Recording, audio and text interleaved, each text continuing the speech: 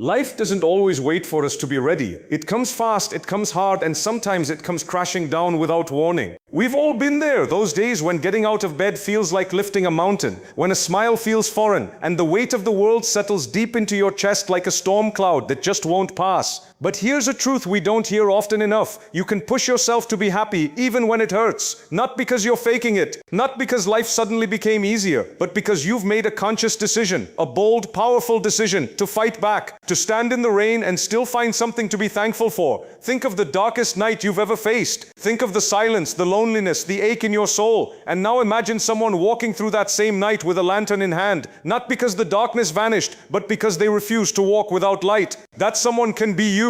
We all carry silent battles, and it's easy to believe that joy is only for those who have it all figured out. But real joy, it's built in the fire, it's carved out of pain, layered with patience and sealed with faith. It's in the small things, a whispered prayer, a helping hand, a moment of peace in chaos. This isn't about ignoring pain, it's about rising with it. It's about saying, yes, this hurts, but I'm still here, I'm still breathing, I still have purpose. Your struggle does not define you, your resilience does. So choose happiness, not because life is perfect, but because you deserve peace. Push yourself, push through the doubts, the heaviness, the grief. Push not to impress the world, but to rediscover yourself, to uncover the strength you forgot you had. Your journey isn't over, and what's ahead may just surprise you if you dare to keep walking. Happiness is a choice, not a result. This statement, while simple, carries the weight of profound truth. So many people live their lives chasing moments, achievements, and milestones, believing that happiness lies on the other side of something: wealth, success, marriage, recognition, or even healing. But what happens when those things don't arrive?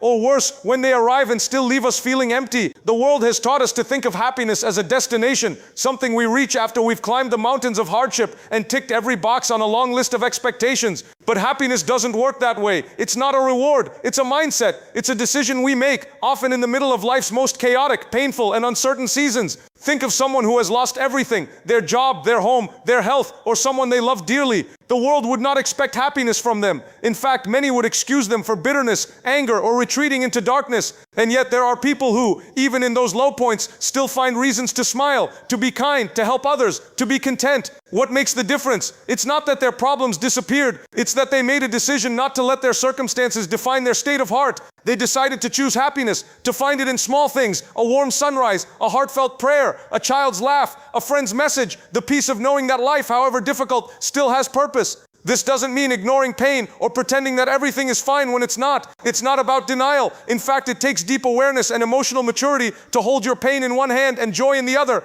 Choosing happiness in hard times is not about pretending you're okay. It's about recognizing that even when you're not okay, there are still things within your control. Your attitude is one of them. Your response is another. You might not control what happens to you, but you absolutely control how you respond to it. That space between what you experience and how you react, that's where happiness is born. Consider how the heart works under pressure. When we're faced with hardship, our natural instincts pull us toward fear, despair, or anger. But in those same moments, there is a quiet voice inside inviting us to choose peace. It may sound faint at first. It may be buried under layers of grief and stress, but it's there. And every time you make a choice to pause, breathe, and reflect, instead of reacting blindly, you empower that voice. Every time you choose gratitude over frustration, compassion over bitterness, patience over panic, you strengthen your ability to create happiness from within. It also helps to shift our expectations. We've been conditioned to associate happiness with ease and comfort, but life isn't always easy or comfortable. If we wait for perfect conditions, we might wait forever. Happiness doesn't come from what we have or what we've achieved. It comes from how we see what we have. There are people who live in material abundance, yet carry misery in their hearts, and there are others with very little who wake up each day with joy and peace. The key difference lies in what they choose to focus on. Choosing happiness is a daily decision, sometimes a moment-to-moment decision, and like any choice, it becomes easier with practice. The more you choose to see the good in a situation,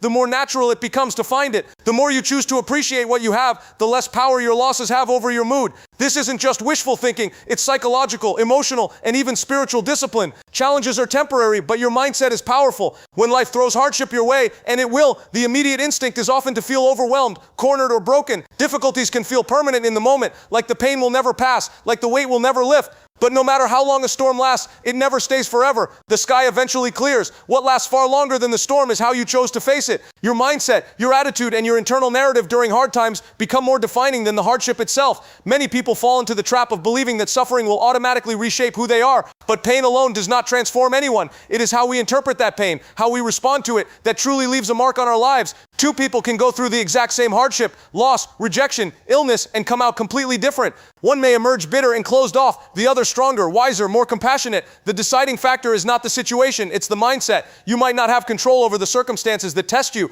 but you always have control over the thoughts you allow to live in your head, and those thoughts shape your emotions, your actions, and eventually your entire identity. A person who sees a challenge as a curse will be crushed by it. A person who sees it as a lesson or an opportunity to grow will rise through it. The power of the mind lies in its ability to give meaning. What does this moment mean to you? What story are you telling yourself about what you're facing? Mindset is like a lens through which we view everything. If the lens is dark, everything looks bleak, no matter how bright the surroundings are. But if the lens is clean, clear, and focused, even a difficult moment can reveal beauty, depth, and clarity. It is possible to look at pain and not only feel sorrow, but also discover resilience you didn't know you had. It is possible to sit in uncertainty and still choose calm. It is possible to lose something important and still feel grateful for what remains. You've seen people who walk through tragedy with grace, people who seem to remain calm even as everything around them collapses. That doesn't mean they don't feel pain. It means they've chosen a mindset that gives them stability. They know the storm will pass, but more importantly, they know they can survive it. Their strength doesn't come from external sources. It comes from inside, from a belief that they will not be defined by the temporary. That belief is rooted in mindset. It's easy to let negativity take over when things go wrong. It feels natural to expect the worst, to spiral into worst-case scenarios, to let fear narrate your thoughts, but there is immense power in challenging those automatic thoughts. There's power in asking yourself, is this thought helping me? Is it making me stronger or weaker? Is it based on truth or fear? You can retrain your mind, little by little, to lean towards strength instead of surrender. It starts with awareness. It continues with intention. A positive mindset is not about pretending things are good when they aren't. It's about refusing to let pain be your only lens. It's about acknowledging difficulty while still believing in progress. It's about choosing to see life not as something happening to you, but something happening through you. That shift is everything. When you begin to believe that you are not a victim of your story, but the author of how it's told, you reclaim your power. Every challenge has an expiration date, but your mindset is what carries you through to the other side. Your thoughts have the power to either build walls around you or open doors ahead of you. The more you strengthen your inner world, the less the outer world can shake you. Gratitude and perspective transform pain into purpose. When you're in the depths of struggle, it can feel impossible to find anything to be grateful for. The mind naturally fixates on what's missing, what's broken, or what went wrong. But shifting your focus to gratitude, even in the smallest ways, begins to reshape your internal experience. It's not about denying your pain, it's about giving yourself permission to see beyond it. Pain narrows your vision. Gratitude expands it. It softens the edges of suffering, reminding you that despite what you've lost or what you're facing, there is still something valuable left in your life. Imagine standing in a dark room with a tiny candle. It's not enough to eliminate all the darkness, but it changes how you see it. Gratitude works the same way. It doesn't erase hardship, but it brings light into the space where hopelessness tries to grow. That light creates room for new meaning, for growth, for strength. It turns a difficult situation into something that carries lessons, depth, and even beauty. The pain may not be beautiful, but what it reveals about you can be. Perspective is what allows you to look at your life differently without changing a single external thing. A shift in mindset doesn't require a miracle. It requires reflection. You start asking questions like, what is this teaching me? Or what am I still able to give, even in this? It's not about toxic positivity or pretending everything is okay. It's about finding truth that exists alongside the struggle. The truth that you are still breathing. The truth that someone somewhere is praying for what you already have. The truth that this hardship might one day make you someone else's source of hope. When you start seeing your pain through the lens of perspective, something powerful happens. You stop seeing it as something meaningless or unfair, and you start recognizing it as a tool, a force that's shaping you in ways you couldn't have imagined. Pain often introduces you to parts of yourself you didn't know existed, strength you didn't know you had, empathy you never had to develop before, and suddenly your suffering is no longer just a wound. It becomes a well of wisdom, a source of connection, a story that others will one day need to hear. Gratitude anchors you during the emotional storms. It tells you this isn't all there is. It's the moment when you pause in the middle of tears and remember you still have people who care. It's the quiet awareness that even though your heart is heavy, it still beats. It's noticing the soft breeze outside your window, the warmth of your tea, the way a friend smiled at you today. These details are often missed when you're consumed by hardship, but they are lifelines. They remind you that life is not only about what's going wrong. There are still things going right, sometimes hidden, sometimes small, but always there. The more you practice gratitude, the more your mind learns to scan for what's good. Instead of being hijacked by negativity, you start creating space to breathe, to reflect, to heal. And over time, that habit becomes a survival skill. You learn to see the value in things others overlook. You become more resilient because you've trained your mind to look up even when the weight of the world tries to pull you down. Perspective also helps you detach from the illusion that you're the only one suffering. It reminds you that pain is part of the human experience, that everyone you meet is carrying something, that awareness can lead to compassion, to humility, and to the realization that your struggle doesn't isolate you, it connects you. Through gratitude and perspective, your pain becomes something that not only shapes you, but also equips you to serve others in ways you couldn't have before. Faith and resilience are your greatest allies in hardship. When life begins to unravel and the things you once counted on fall apart, it's easy to feel abandoned and overwhelmed. The ground beneath you feels unsteady and nothing seems to make sense. In those moments, logic alone doesn't carry you through. It's faith, the deep, quiet belief that there is meaning in your struggle, that becomes the anchor. Faith doesn't remove the storm, but it gives you a reason to keep walking through it. It whispers that there is something on the other side of this pain, even when you can't see it yet. Faith is not limited to religion, although for many it is rooted in a connection to the divine. But at its core, faith is trust. It's trusting that this hardship isn't random. It's trusting that your life still has value, even when it's marked by suffering. It's the courage to believe in light before it appears. Some of the most resilient people in the world aren't the strongest physically or even emotionally.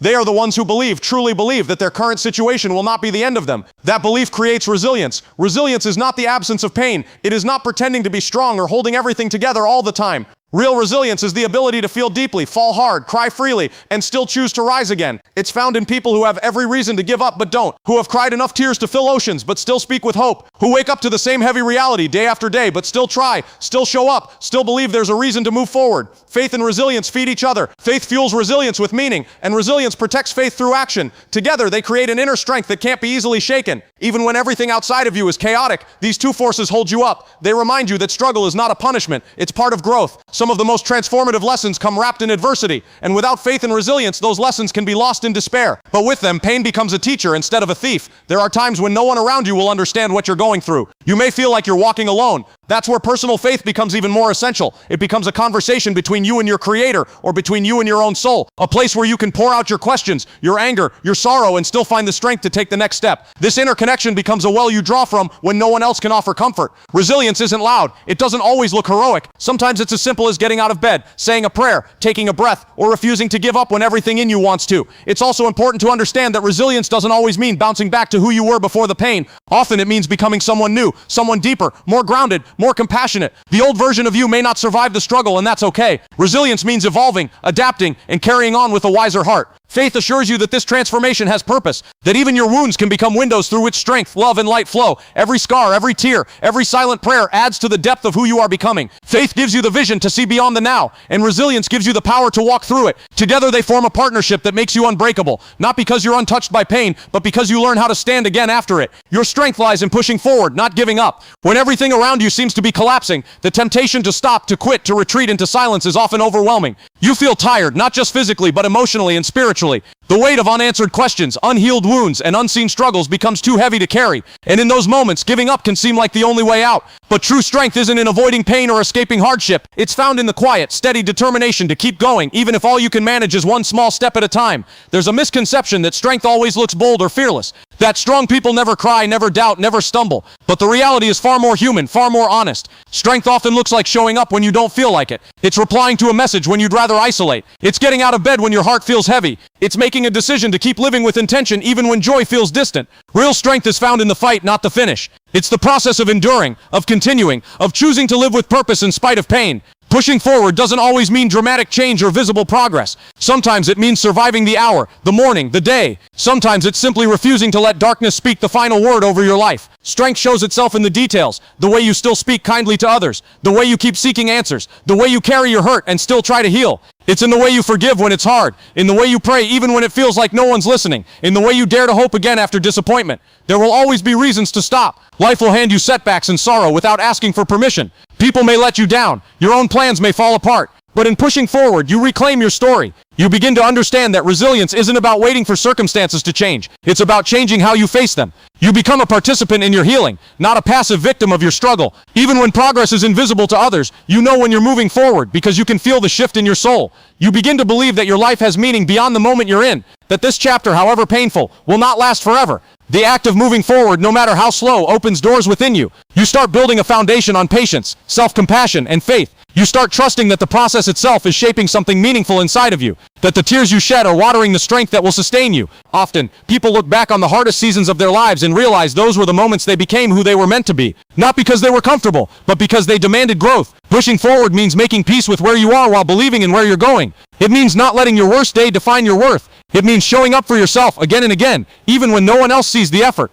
It's not about proving anything to the world. It's not about perfection or performance. It's about refusing to let hardship reduce you, refusing to let fear steal your future, refusing to let your current pain become your permanent reality. The strength you build by pushing forward is not loud or showy. It's steady, rooted, and unshakable. It's the kind of strength that carries others when they can't carry themselves. The kind that transforms scars into stories of survival. The kind that one day allows you to say, I didn't give up. I kept going, and that changed everything.